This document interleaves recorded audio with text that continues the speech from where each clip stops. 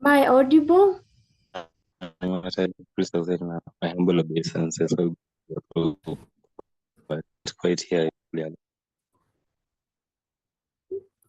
Hare Krishna Mugo Prabhu, can you hear me?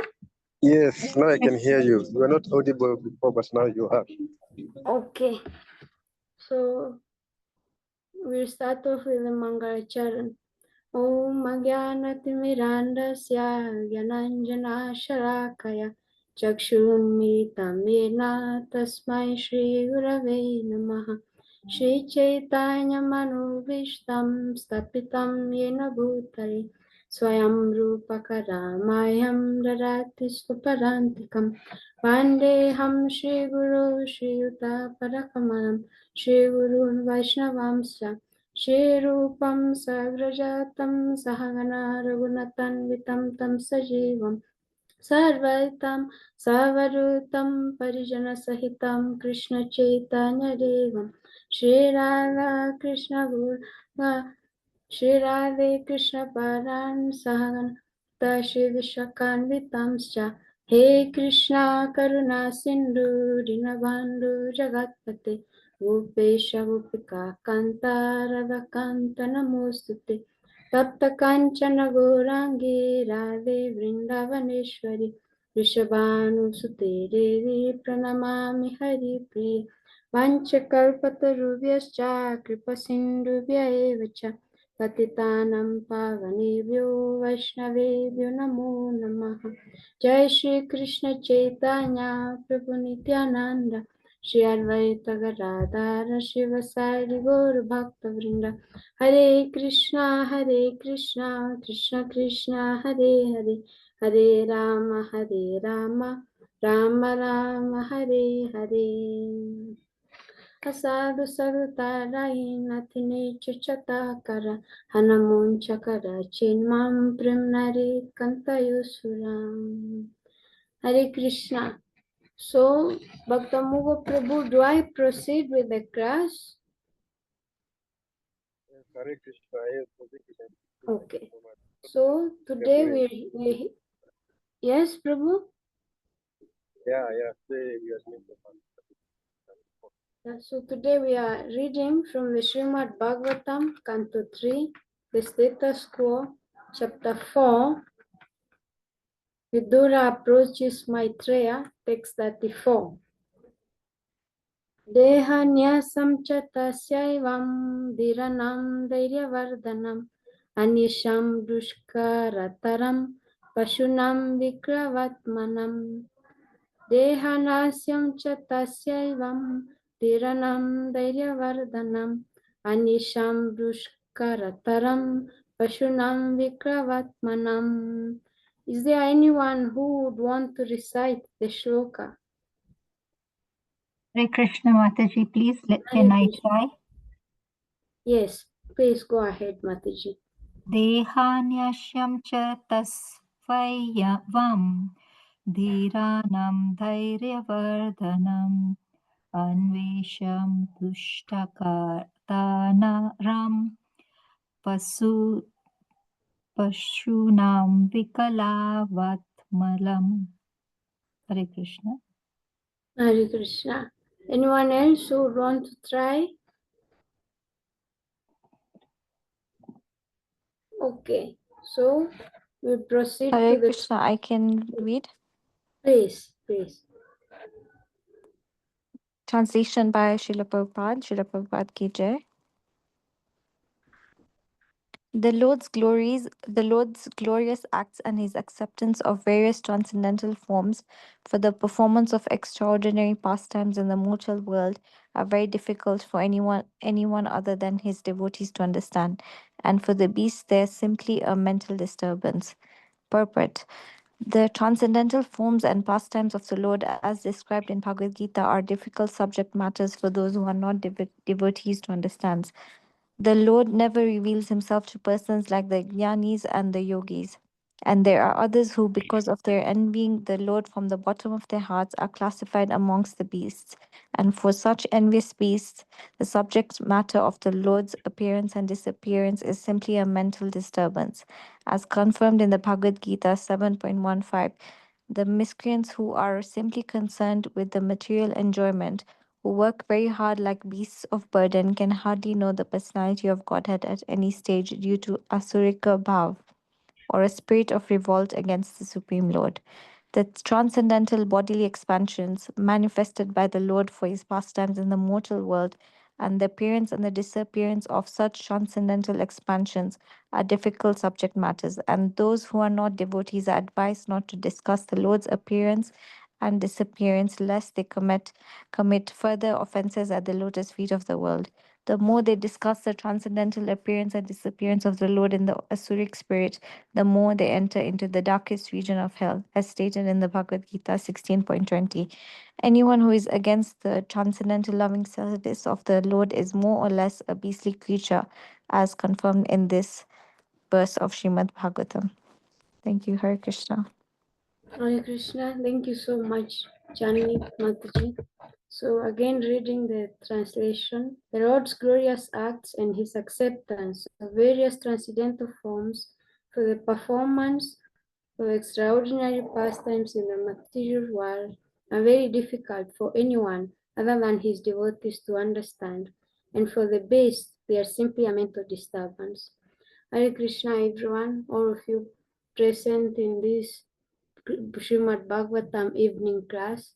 Please accept my humble obeisances, and I seek your blessings so that I can speak something for our progress in Krishna consciousness as well as for my own purification. Yeah, so in today's verse, we are seeing Shukdev Goswami telling Parikshit Maharaj about the transcendental nature of the Supreme Lord's activities. Because we've been hearing Uddhava, who's one of the Lord's most intimate associates, explain to Vidura about the Lord's activities from his birth, his activities in Vrindavan, his activities outside of Vrindavan, the activities of his disappearance, and especially explaining the circumstances surrounding the disappearance of the Lord. And therefore, Shukdev Goswami in today's text is explaining to Parikshit Maharaj that the activities of the Supreme Lord are transcendental. They cannot just be understood by anyone other than the Lord's devotees. For other people, especially for those who are atheists and those who are beasts, here they are called Pashunam, beasts. The activities of the Lord are simply a mental disturbance. So, in today's text, we are going to expound on this and expound more on the purport that Srila Prabhupada has given in regards to this text, especially on the transcendental activities of the Supreme Lord. So before coming to the point of understanding, because here it's being said understanding, that it is difficult for anyone other than the Supreme Lord's devotees to understand the Lord's activities. So before we can even come to the point of understanding, we have to know that that there's a Supreme Lord. He's acting, he's doing activities, he's taking bath, he is having pastimes, and he's disappearing. 1 minute, I just put in my earphones because there's some noises going on outside. Am I still audible? Yes, Mataji, you are. Okay, thank you. That's what I wanted to confirm. Okay, so let's continue now. So before coming to the point of understanding, you have to get the Actually, Hare knowledge. Krishna Mataji, now your voice is very low. Okay. And But now? we can't hear. Now it's fantastic. Now it's fine. We can't hear any background behind you, so that is okay. Okay. Thank you, Mataji. Hare Krishna. Hare Krishna. Yeah, so Now, before coming to the point of understanding that the Supreme Lord has activities, we first of all have to hear that there's the Supreme Personality of Godhead and He has activities. He comes to the spiritual world and He performs pastimes and this and that before we can even come to the point of understanding them. So, but Krishna says in the Bhagavad Gita, from chapter 7, text 15, that there are people who approach him, that is text 16, and text 17, he says there are people who do not approach him. And of those who, he gives 4 categories of people in each category. In 7:15, Namam Dushkritino Muda Prapadyanti Naradama. Maya Parita Gyana Asuram Bhava Mashita. It says that there are 4 kinds of people in the material world who will never approach me. The first category are the Mudas, those who are grossly foolish. Prabhupada explains in that purport that these are the beasts of burden. They simply care about feeding their stomachs, sense gratification, defense. They are simply animals in a human body, 2 ragged animals. For them, nothing is higher than feeding the stomach, feeling some sense gratification, enjoying life, and they don't want to know higher than that. For this type of people, they are not concerned with the activities of the Supreme Lord. They don't care if there's a higher being or not. They're just going to continue on living. Whether we are suffering or not suffering, we don't care. And then the second category is the Naradamas, the lowest amongst mankind. The lowest among mankind, Prabhupada says that those who are socially and politically developed and who have no religious principles, they must be considered Naradamas. In many societies today, okay, maybe not so many, but in some societies today in the world, you'll find that they are geared towards economic development, social development, political development, but they don't want anything to do with religion. I'm not against the communists, but it's very popular in communist governments. They don't allow people to practice religion. So these are Naradamas. They are only geared towards basically sense gratification. So for them, they'll never approach the Supreme Lord in whatever capacity. They don't care. And then the third category are the Maya Yaparita Gyanas. Their knowledge has been stolen by illusion. They try to get knowledge by imperial means. Prabhupada says these are the great philosophers, scientists, those people into literature, and they think that by working their way up by empirical studies, by experiments, they can get some knowledge. But their knowledge is not complete. And for them, they never approach the Supreme Lord because you'll hear many of them asking, can you see God? Because their way of getting knowledge is an ascending process.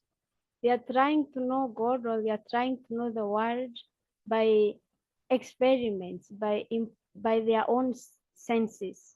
And our senses are limited.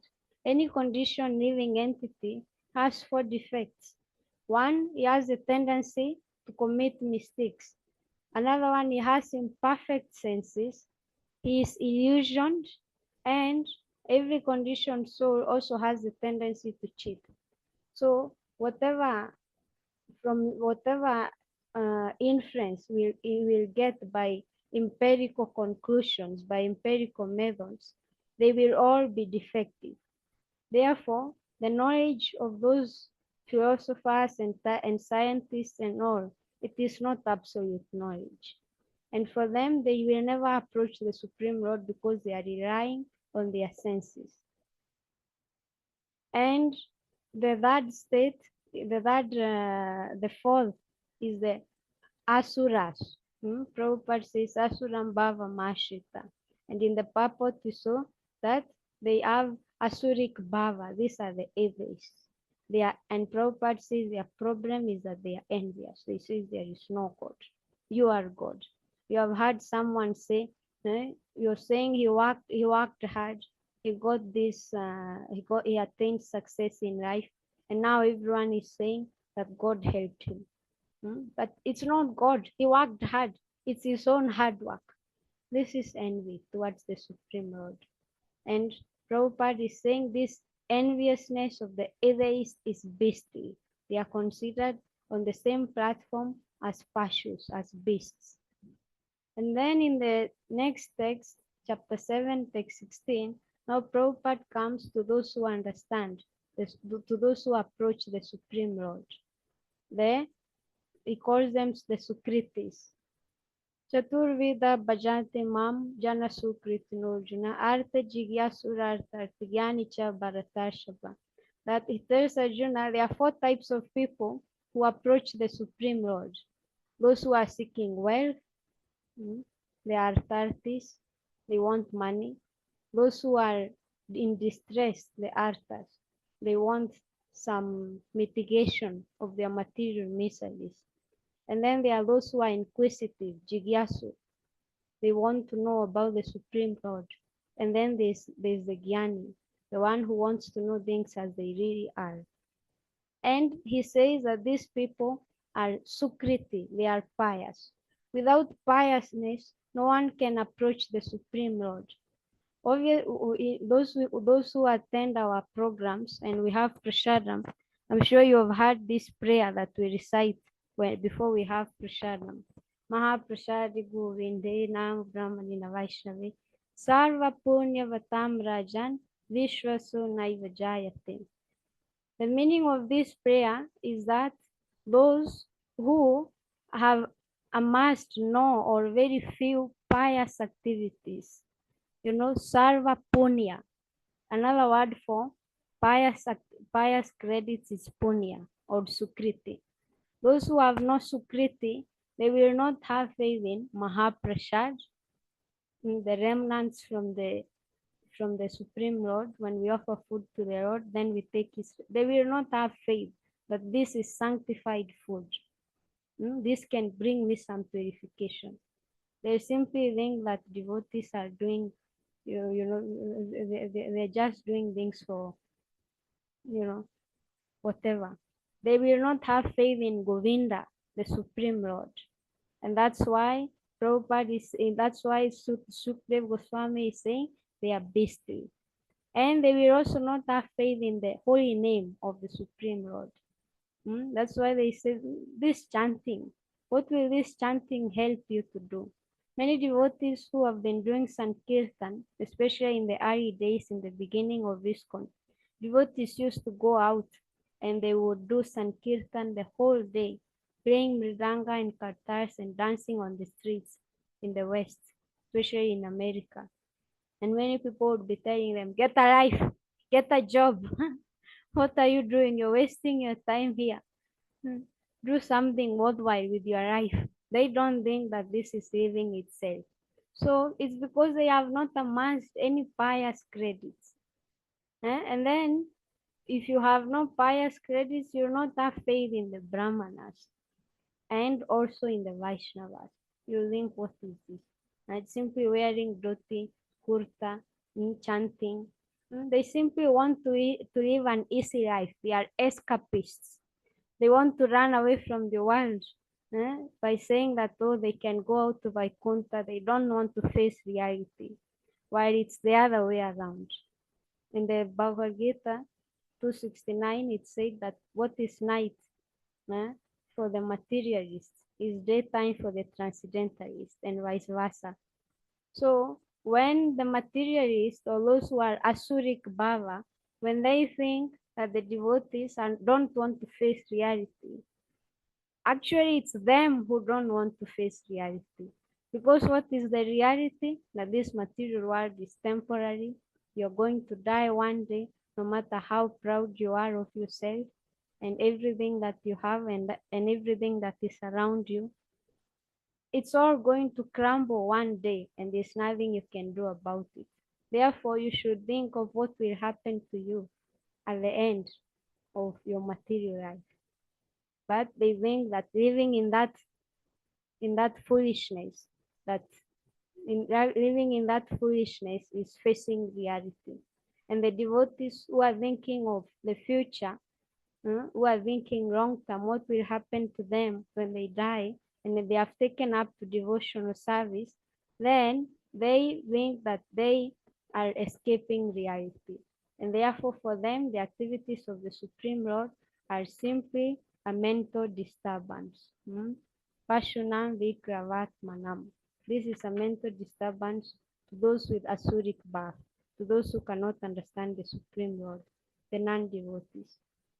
Therefore, understanding or knowing Krishna or the activities of Krishna is a matter of bhakti, devotional service. Krishna says, Bhaktya nama vijanati yavanyascha smitatvata. I can only be known by devotional service. And where does bhakti come from? Where does devotional service come from?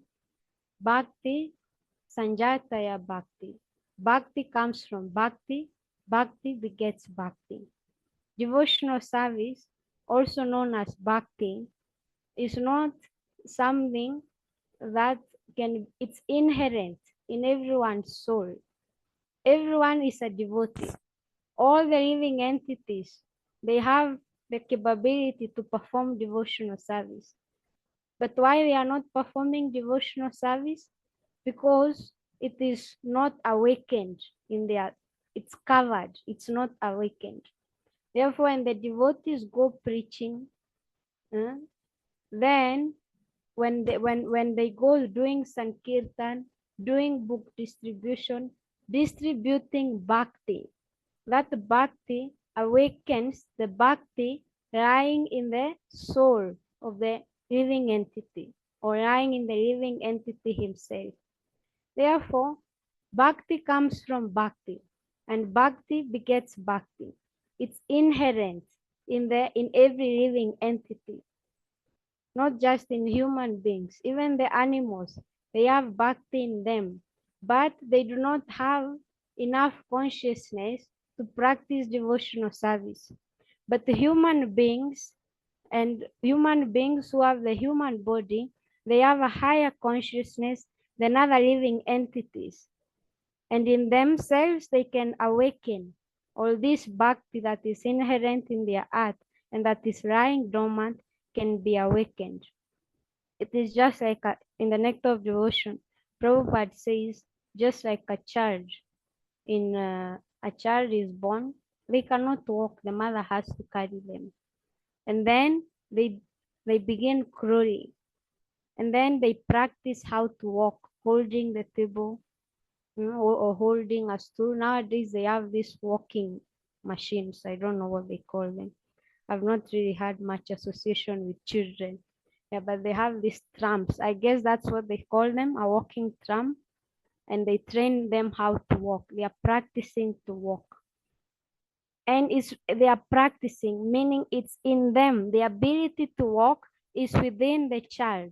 It just has to be practiced and it will come out. Similarly, devotional service, in which entails the understanding of Krishna and his pastimes, is inherent in the heart of every living entity. It just has to be awakened. It just has to be rekindled, and it will come flaming, like a fire. And through practice, it will attain its real perfection. Therefore, Prabhupada says that among devotees, even among the yogis in this purport, the yogis and the jnanis, they cannot understand Krishna. Only devotees can understand Krishna because they are performing devotional service. They have awakened the bhakti, or they are awakening, or in the process of awakening the devotional service that is lying dormant in their hearts. So why yogis and jnanis, they are looking for perfection?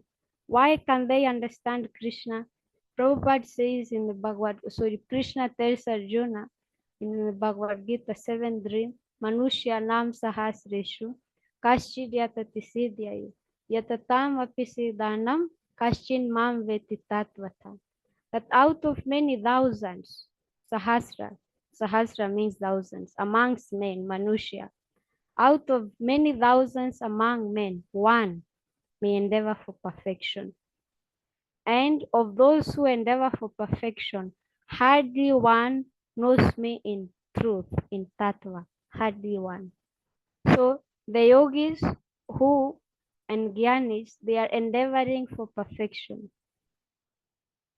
And by endeavor, it's not easy that by the path of endeavor one will come to devotional service, because there is 3 categories of yoga. There is karma yoga, then above karma yoga there is gyan yoga, and above all yogas, or above these 2 yogas, is bhakti yoga. So you can come to bhakti yoga straight from karma yoga, or you can go through the ascending process as explained in the that chapter of Bhagavad Gita, that from karma yoga to gyan yoga, and then to ashtanga yoga, you come to bhakti yoga. That's the ascending process, but it takes a long time. But if you have the mercy of the Vaishnavas, then you can go from karma yoga, or from even the lowest rank. Even animals, if they have the mercy of a Vaishnava, they can come straight to the path of devotional service, within which will be included the understanding and the knowing of the pastimes and activities of the Supreme Personalities of Godhead. So only bhaktas can know and understand Krishna's. And other methods of knowledge, other methods cannot really help one to understand Krishna. And why is that? Why they can't really understand Krishna? Prabhupada says that other people, such as the asuras, they are not encouraged to discuss the pastimes of Krishna because they commit offenses. Sometimes you hear Christians telling devotees that, Jesus rose from the dead, but Krishna died. But they don't understand Krishna is not a normal person. For them, it's only a mental disturbance. And so we are going to discuss how is it that the yogis and gyanis cannot understand Krishna. Let's forget these Asuric bhavas whose Krishna's activities are only a mental disturbance to them. So there are 3 ways of getting knowledge. You can get knowledge through the ascending process. We discussed that, scientists and all, they use the empirical method. What they can see. They do experiments. That's called the ascending process. By your own endeavor, you want to understand Krishna, or you want to understand a subject matter. That's the ascending process. And then there's a descending process, and that is knowledge you accept knowledge that is coming in disciplic succession, like from the scriptures. This is knowledge that has already been given. You don't have to reinvent the wheel. You just have to hear that Krishna says, surrender unto me and leave all types of religions. Just surrender unto me. I'll protect you, and believe that. But for that, of course, we said that you have to have sukriti. You have to have bhakti punya. Not just anyone can do it. But the others, they use the avaroha. No, it's the aroha, which is the ascending. They use, by my own endeavor, I will realize Krishna. We have to understand that they do not understand that we are the marginal energy of Krishna, meaning we are inferior.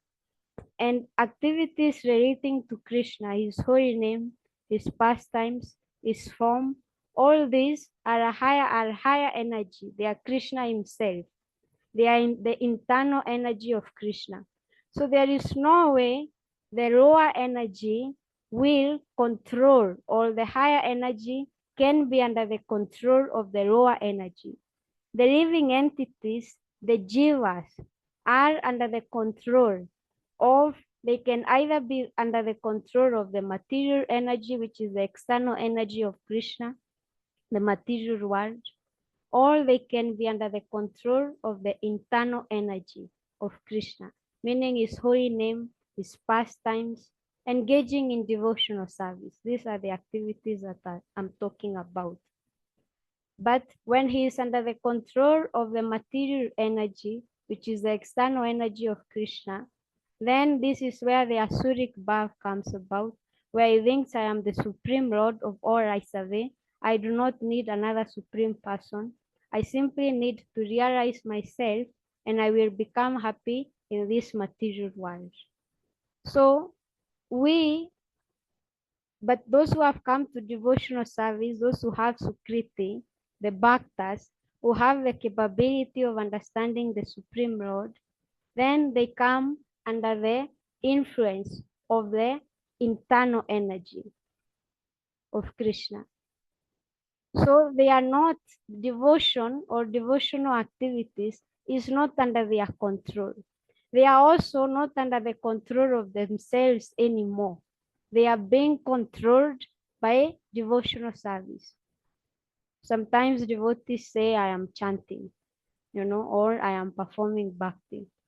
But that's okay in the beginning. You think you are doing. This is called karta or purusha bhav. You think even, sometimes these tendencies from the material world, they come along with us.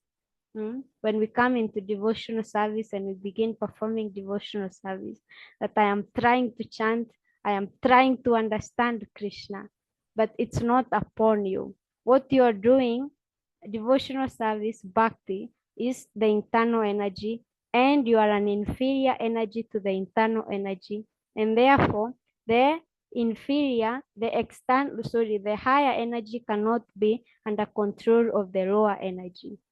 Therefore, you have to surrender to Krishna. It's not endeavor.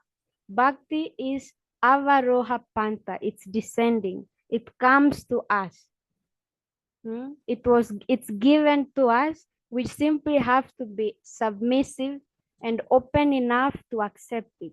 We are simply instruments. Even when we chant the holy name, our tongue is simply an instrument. You'll hear great personalities say, take the holy name, meaning if you are taking, it's being given. The holy name is not under control of your tongue.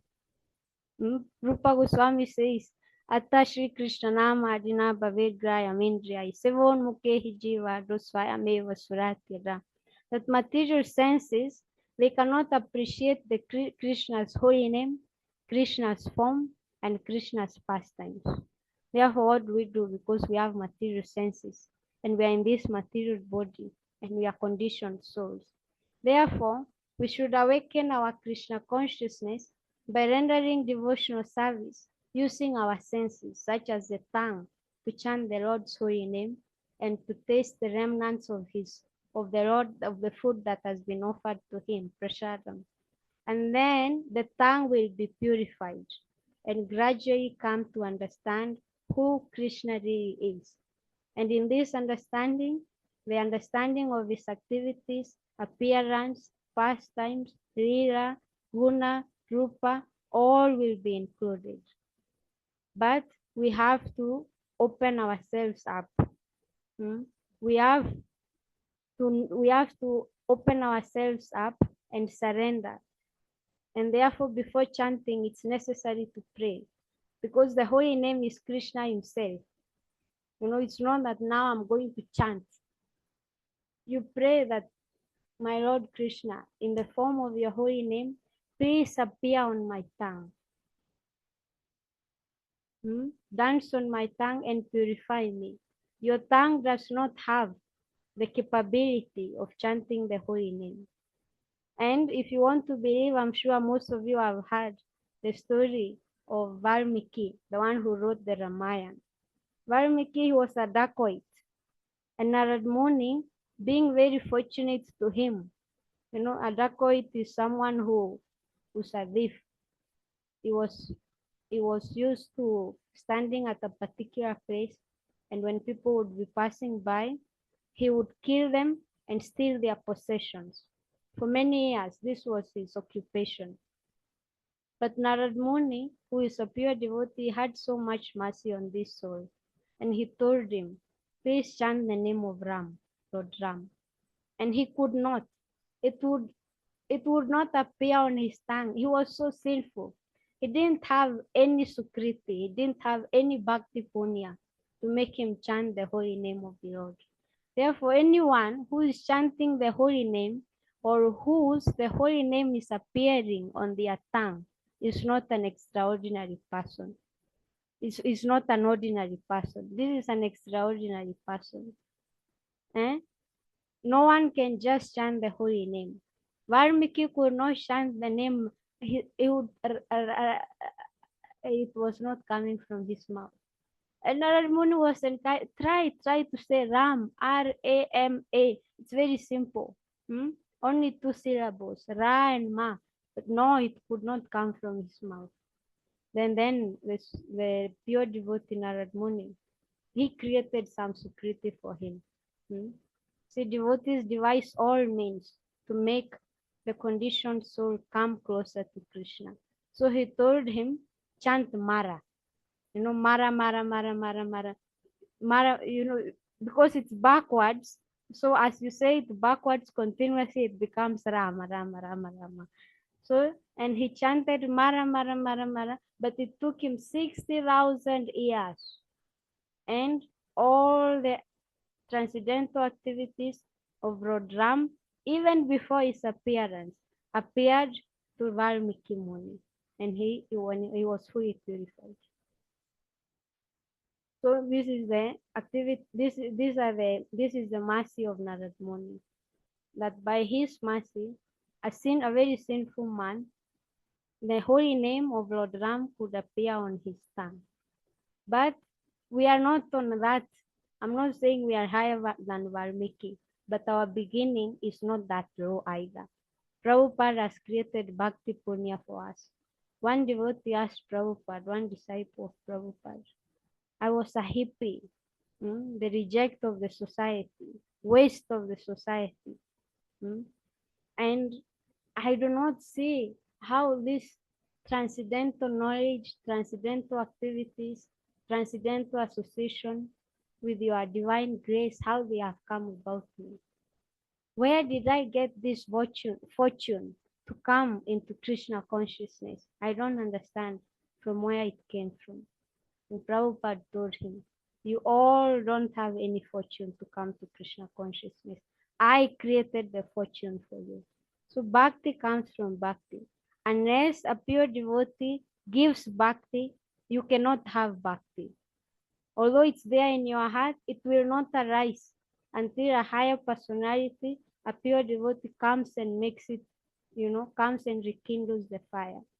And therefore, what I was trying to say is that Krishna's activities, Krishna's holy name, Krishna's form, just like we go to take darshan in the temple and we say, I'm going to take darshan. But what can your eyes see? What can the material eyes see? They cannot see the supreme form. They cannot see the supreme Lord. Yes, the Archavigraha is there. It's only by faith that we can see and understand, oh, this is Radha Shamasundar. Like now, Kirtika Mataji has this very beautiful photo of Shri Shri Radha Shamasundar, Archavigraha in Vrindavan. But our material eyes can only see, as an Asuric Bhavik person will only see, oh, this is a marble which has been nicely decorated, nothing more. A devotee with faith will see a devotee, a sadhaka who is practicing Krishna consciousness, will see with faith that my Lord, my dear Krishna and Radharani, they are here present before me. And because I cannot see them, oh please, look upon me with mercy, and give me the mercy to one day see you.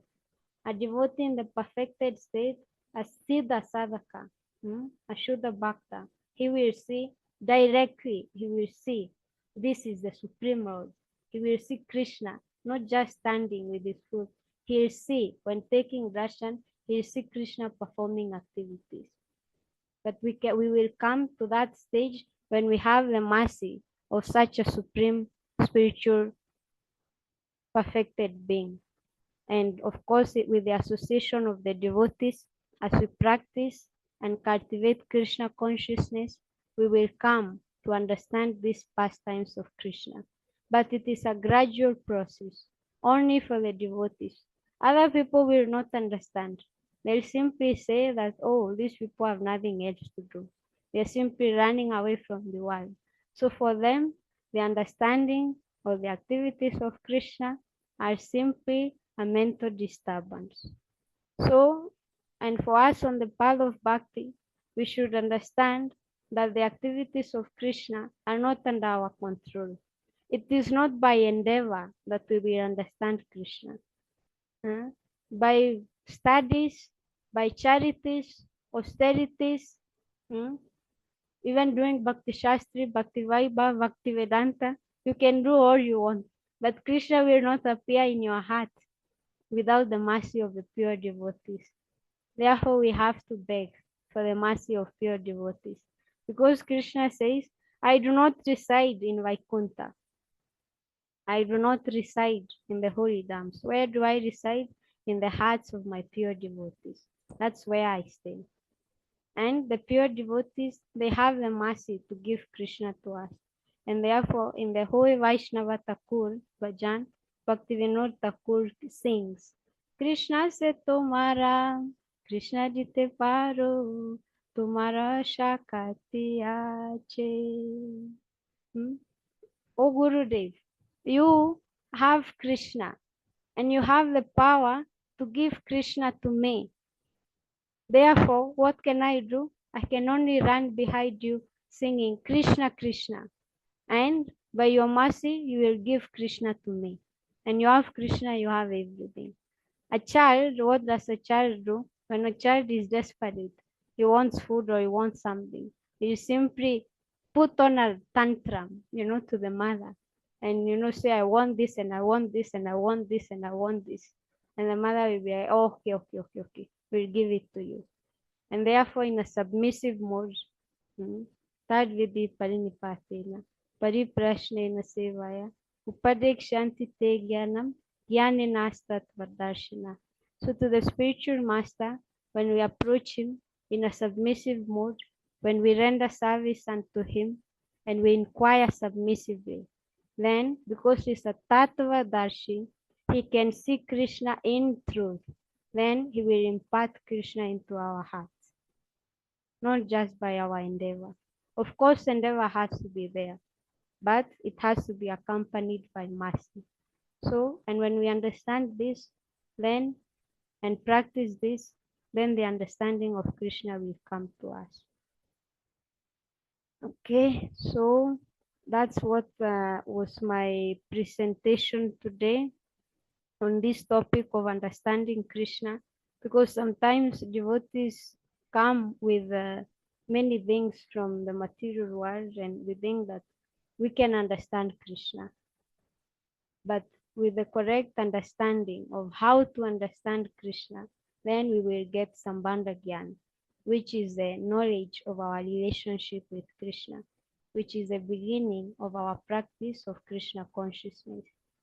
And therefore, I stop here and ask for an interaction from the group. Questions, comments, clarifications, all are welcome. Hare Krishna Mataji, thank you so much for today's session. We learnt a lot from your session, Mataji, particularly when you said that bhakti is also put in the animals. I mean, they just don't have the intelligence to do devotional service, but they have the animal, they have bhakti in them. Mataji, what about insects and other small creatures? Is bhakti incorporated in them as well? Yes, Mataji. Any living entity that has consciousness, that means they have a soul in them. They are a living entity. So they have bhakti in them, but they are not in a position to perform devotional service.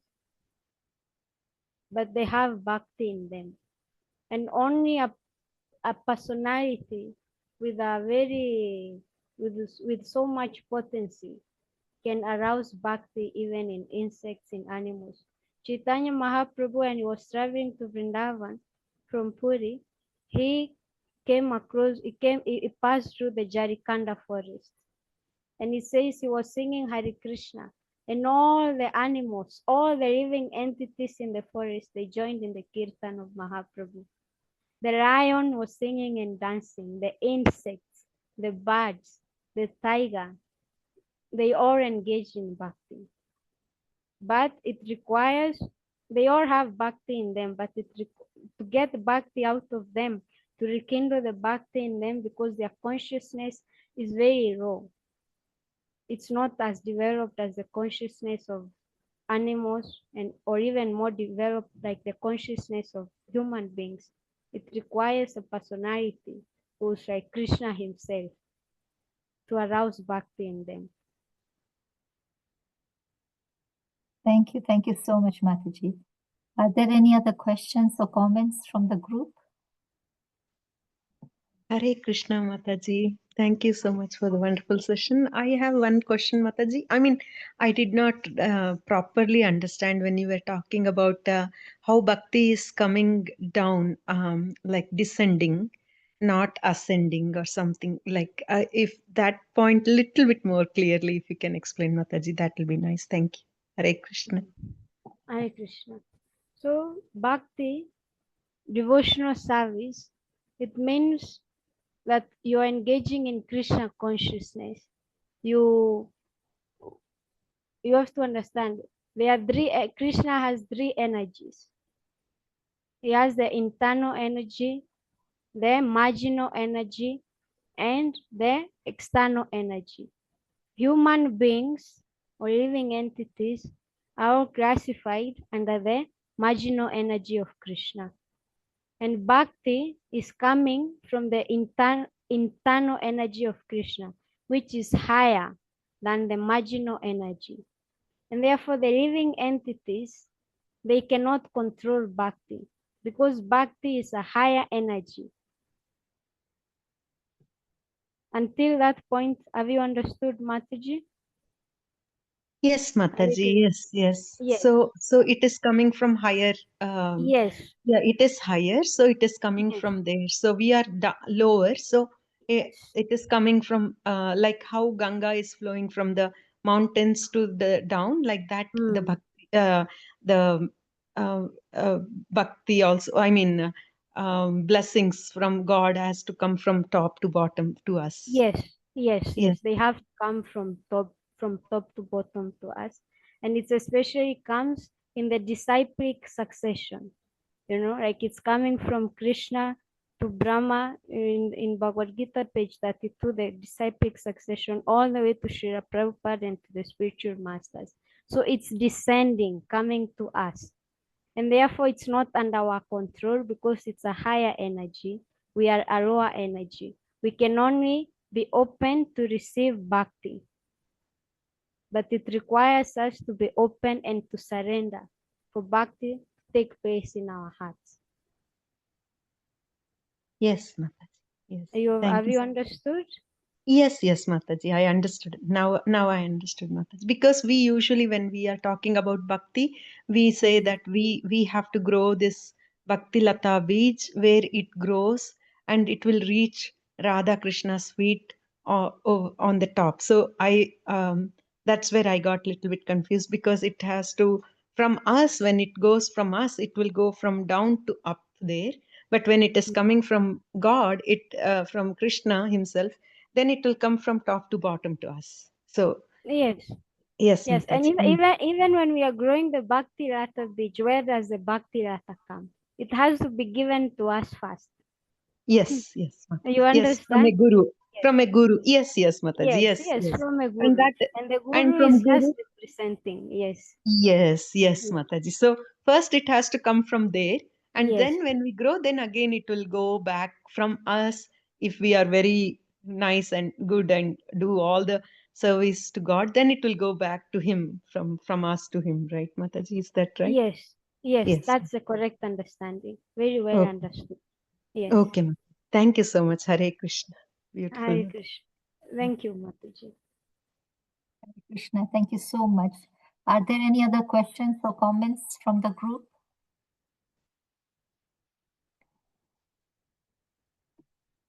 If there are no questions or comments from the group, can I request Eastern Prabhu? Are you able to end the session for today? Hare Krishna. Hare Krishna.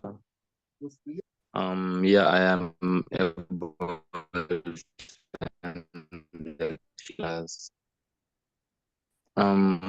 Thank you, great divine class.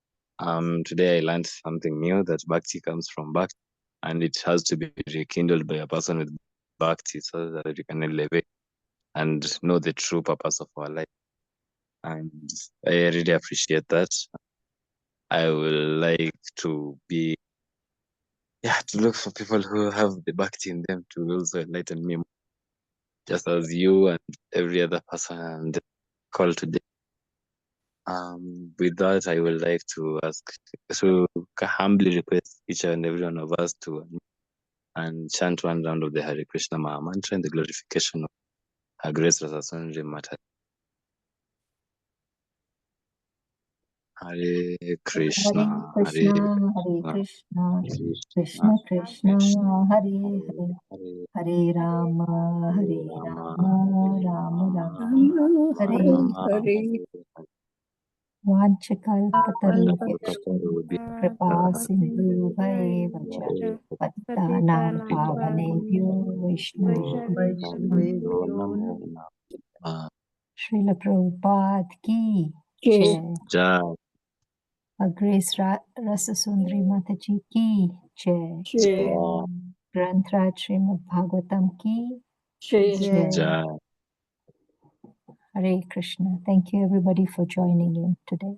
Thank you Eastern Prabhu for ending the session for us today. Hare Krishna. Welcome.